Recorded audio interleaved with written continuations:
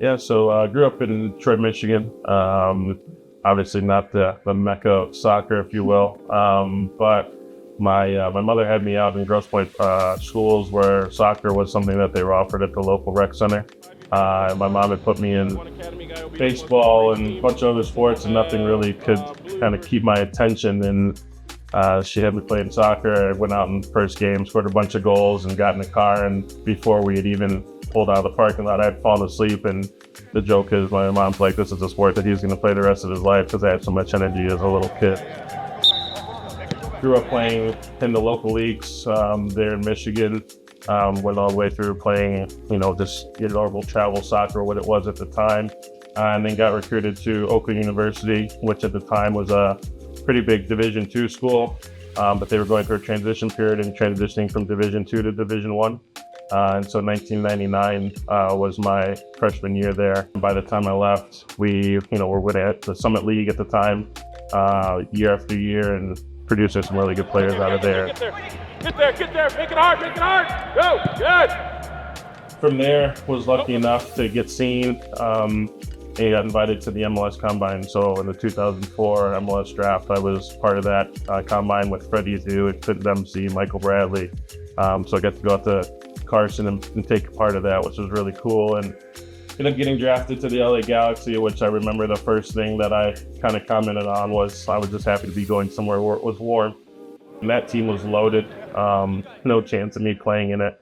And ended up getting loaned out to the USL Championship, or A-League at the time, and with Syracuse. Played with a bunch of guys out there, great times.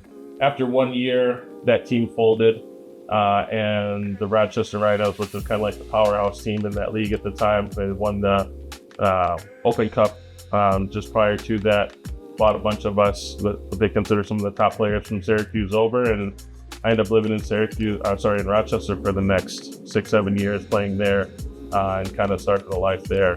The 2006 Young Evangelo Community Service Award winner is number 12, Jason Perry.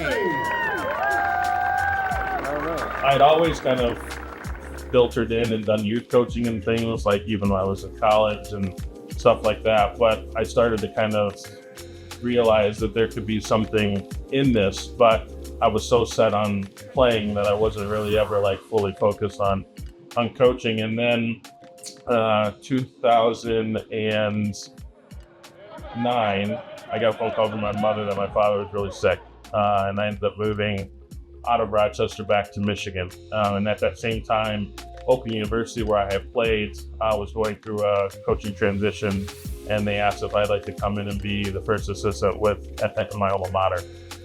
And so it wasn't something I would say that I was like, this is what I thought my career path was going to be. But because of the direction and my father being sick, I ended up taking that job, and we had 3 really good seasons there before I looked elsewhere, and ended up coming down to Butler University, where I coached for the past 12 seasons. Seeing Eric from where he started and obviously where he is now, I mean, it's an incredible just maturation process and change of where he started. But you could always see that there was something there, and I remember 1 year he overslept preseason, and so he was supposed to start in the game and ended up getting sent to the bench. My alarm didn't go off, and luckily I woke up. I think our practice started at 7:15. I got to the locker room at 7:08, got on the field at 7:20ish or something like that, just a little late. But I was on a full-on sprint from my door to the practice facility. He was so upset, and I think I was one full tilt as hard as I could hit the ball at him, and he was literally catching it with one hand and throwing it back at me. And I looked at some of the other coaches and I said, this guy's going to be somebody who's special.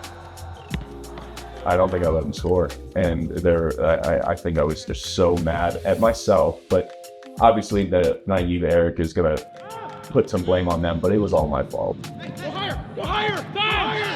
With the team, I think we have a good mix of flair, but I think the big thing this year is, can we really have that steal in defense? We have the ability to score, we have the ability to excite the crowd when we're out there playing, but the big thing is we've got to make sure that we're getting clean sheets, and you're going to hear me talking about that a lot. Even in training, like, can we not get scored on? Can we, keep the clean sheet? And I think those are going to be things that hopefully will translate with the guys and that they'll understand, and hopefully that will then translate into winning for us.